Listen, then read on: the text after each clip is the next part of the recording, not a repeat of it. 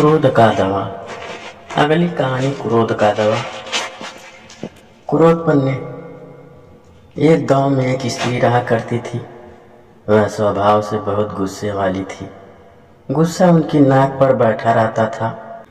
छोटी छोटी बात पर वह तुनक जाती और लोगों को भला बुरा कह देती थी। आस पड़ोस में रहने वाले लोग उससे परेशान थे और उससे बात करने से घबराते थे। घर कैसे अछूता रहता, उसका गुस्सा पर कलह का कारण बन चुका था। उस स्त्री को एहसास था कि गुस्सा उसके लिए परेशानी का सबब बनता जा रहा है।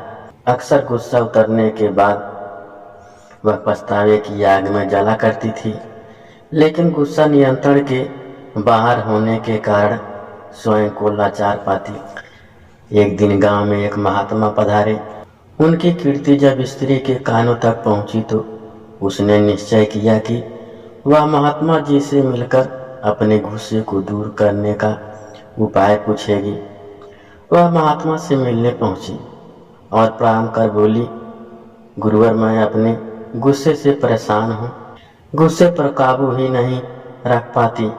गुस्से से अक्सर लोगों को भला बुरा कह जाती हूँ और बाद में पछताती हूँ। मेरे गुस्से के कारण सब मुझे नज़रअंदाज करने लगे हैं। इससे मैं बहुत दुखी हूँ। मुझे कोई ऐसी दवा दीजिए कि मैं गुस्सा करना छोड़ दूँ। महात्मा ने उसे एक शीशी दी और बोले, पुत्री, इस शीशी में क्रोध दूर करने की दवा है।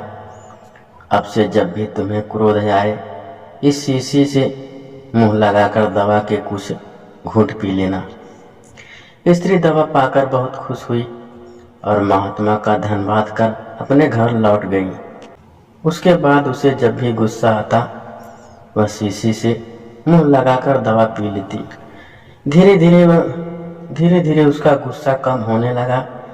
7 दिन बाद जब शीशी की दवा खत्म हो गई तो वह फिर से महात्मा के पास पहुंची और बोली, गुरुवर, आपने मुझे गजब की दवा दी है। पीते साथ ही गुस्सा छूमंतर हो जाता है। अब वह दवा खत्म हो गई है। कृपया करके मुझे उस दवा की एक शीशी और दे दीजिए।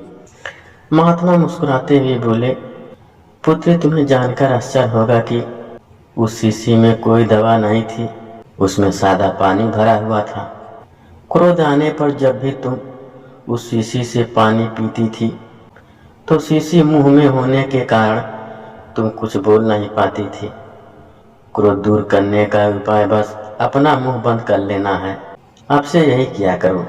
क्रोध दूर करने का उपाय बस अपना मुंह बंद कर लेना।